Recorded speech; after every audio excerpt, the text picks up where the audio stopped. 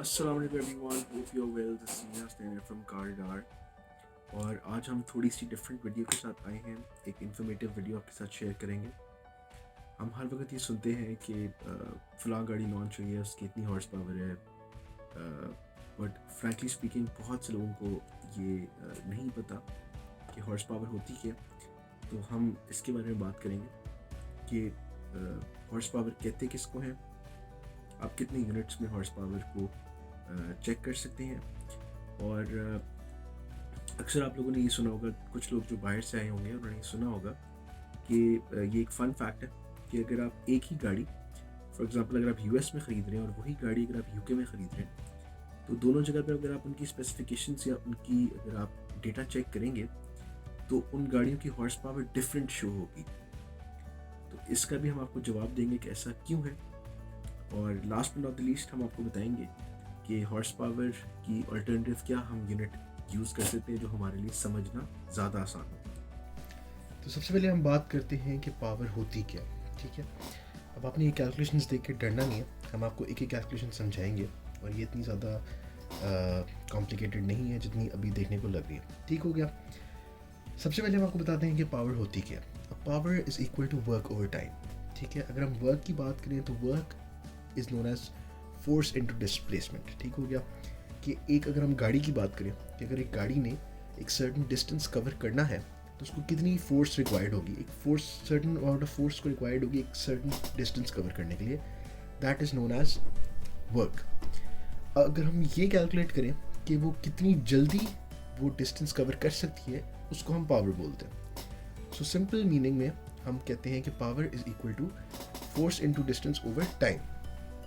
अब हम देखते हैं कि हम किस तरह कैलकुलेट कर सकते हैं कि पावर की यूनिट्स क्या हैं, ठीक हो गया।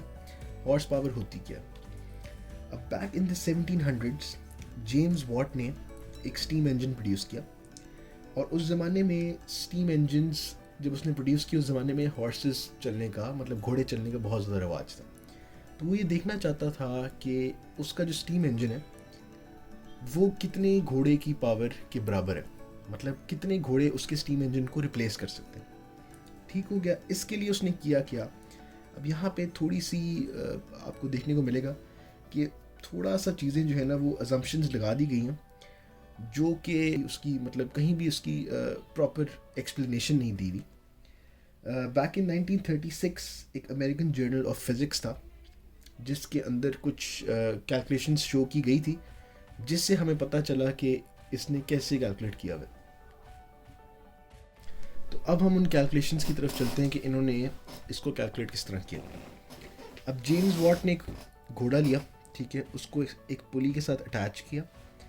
अब ये जो पुली है इसका जो रेडियस है ये 12 फीट है और ये जो पुली है ये 1 मिनट में 2.5 दफ़ा घूमती है, ठीक है।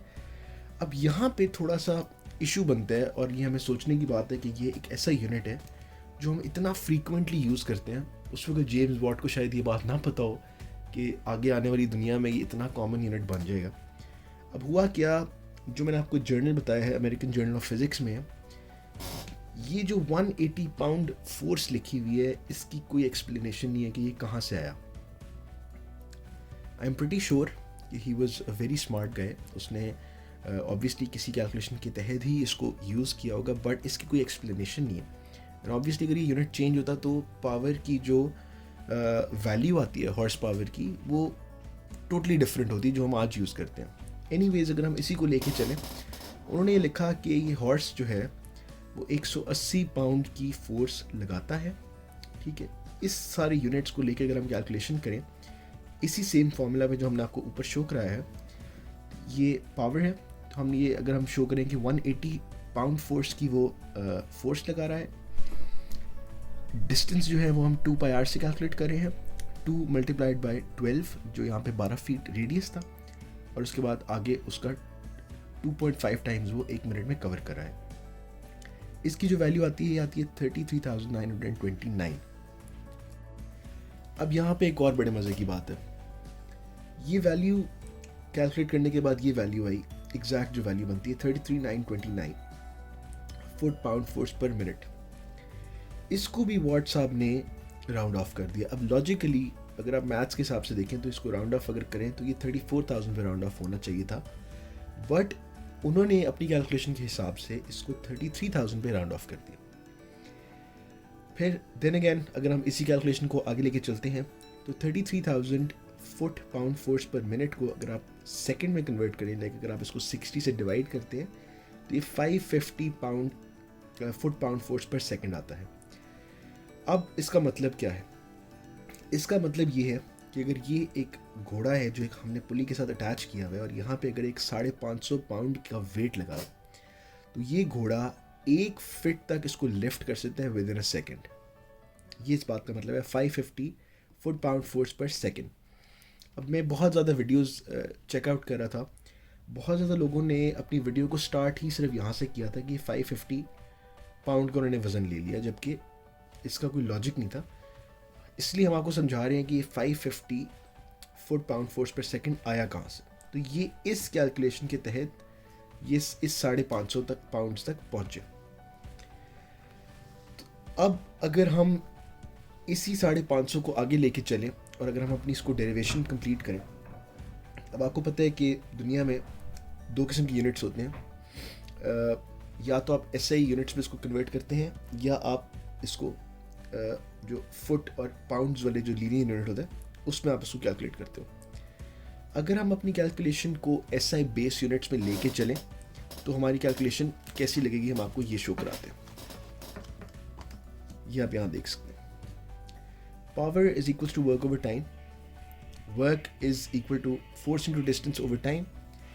अब जो फोर्स होती है उसको हम डिराइव कर सकते हैं, force is equal to mass into acceleration. And whenever अगर आप कोई भी चीज़ नीचे हैंग हो रही हो तो उसकी एक्सेलरेशन की जगह हमेशा आती है ग्रेविटी। यहाँ पे ग्रेविटी आ गई तो it is mgd over time. तो इसके जो SI बेस यूनिट्स बनते हैं लॉजिकली वो बनते हैं kgm² s-3। इसी SI बेस यूनिट्स के थ्रू आपको हम बताते हैं कि जो हम पहले बात कर रहे थे कि US में अगर हम जाते हैं तो वहाँ पे हॉर्स पावर की वैल्यू कुछ और आ रही होती है, यूरोपियन कंट्रीज़ में कुछ और आ रही होती है। सो बेसिकली ये फ़र्क है सिर्फ यूनिट्स का। अभी अगर हम मेट्रिक यूनिट्स की बात करें, SI यूनिट्स की बात करें, उसमें अगर हम इसको कन्वर्ट करने की कोशिश करें तो अगर हम इसको सिंपल कन्वर्ट करते हैं कि ये 550 पाउंड फोर्स इनटू फीट पर सेकंड को अगर हम कन्वर्ट करते हैं SI बेस यूनिट्स में, लाइक अगर हम इसको डायरेक्टली डिवाइड कर दें तो ये आपका आंसर आता है यहाँ पे 75 kg फोर्स मीटर पर सेकंड। यहाँ पे मैंने सिंपल क्या किया है कि पाउंड्स को कन्वर्ट कर दिया kg में और फीट को कन्वर्ट कर दिया मीटर में। SI यूनिट्स में सेकंड ऑब्वियसली सेकंड में ही रहेगा, तो ये हमारा आंसर आ गया 75 kgs, 75 kg force metre over second. अब हम आपको बताते हैं कि यहाँ पे फ़र्क कहाँ पे आता है।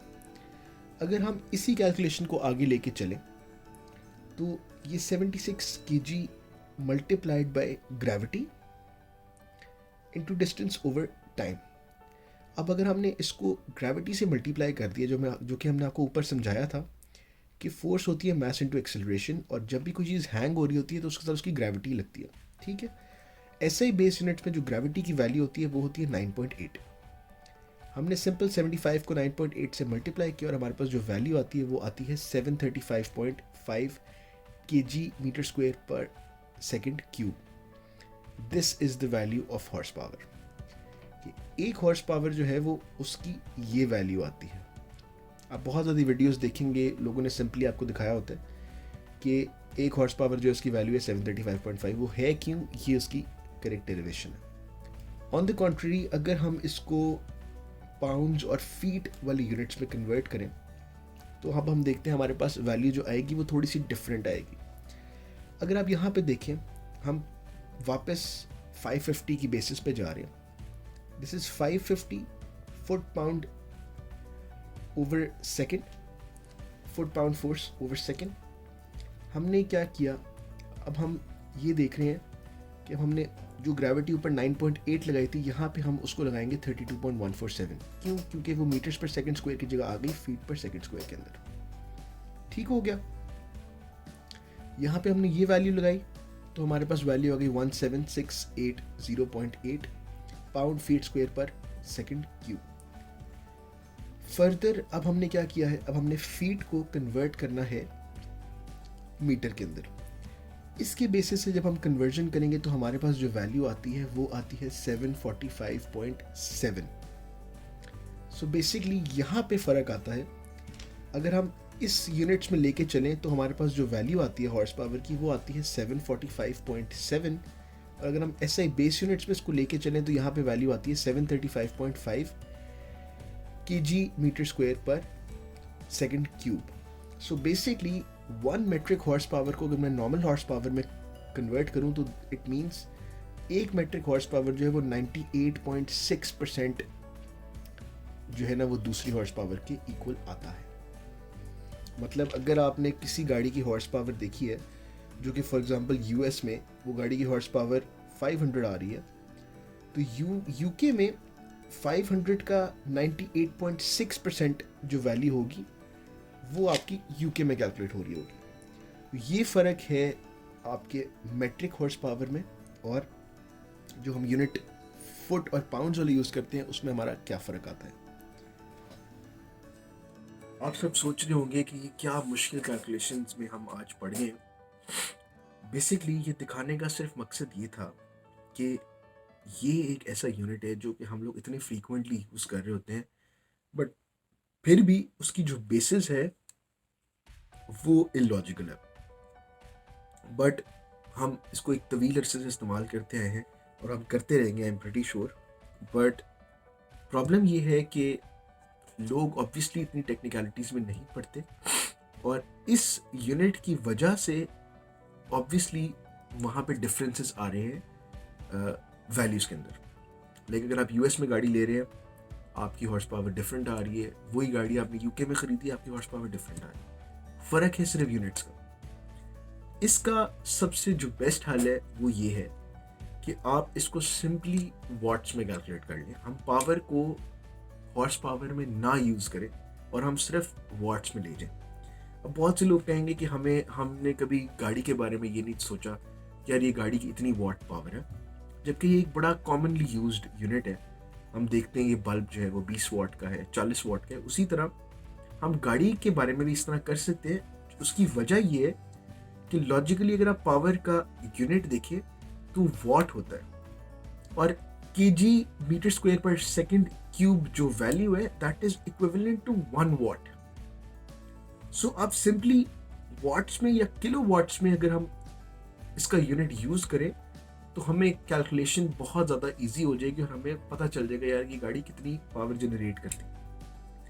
अभी जब हम गाड़ियों की हॉर्स पावर चेक कर रहे होते हैं तो हमें ये नहीं पता होता कि वो कौन से यूनिट्स में जो है ना उन्होंने इसको कैलकुलेट किया हुआ है।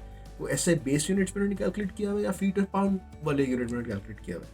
बट हमें जो वैल्यू आती है हम उसके हिसाब से बताते हैं कि इस गाड़ी की ये हॉर्स पावर, विदाउट नोइंग कि वो कौन से यूनिट्स में कैलकुलेट की गई है, जबकि दोनों यूनिट्स में फ़र्क है। So that is why I think ये बिल्कुल ही एक बेवकूफ़ाना किस्म का यूनिट है और इसको गाड़ियों के मामले में नहीं यूज़ करना चाहिए। इससे बहुत ज़्यादा ईजी है कि हम गाड़ियों को वॉट्स में यूज़ करें, तो हमारे लिए कैलकुलेशन भी ज़्यादा आसान हो जाएगी और हमें पता चल जाएगा कि गाड़ी कितनी पावर जनरेट कर रही है। हम ज़्यादा इजीली कैलकुलेट कर सकते हैं।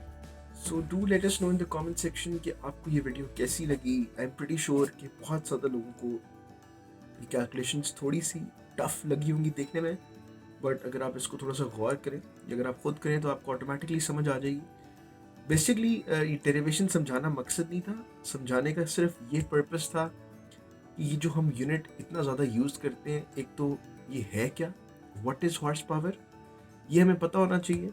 हम हर वक्त यही चीज़ इस्तेमाल कर रहे होते हैं कि फ़लानी गाड़ी इतने हॉर्स पावर की है, उसका इतना टॉर्क है, उसका ये सब कुछ है।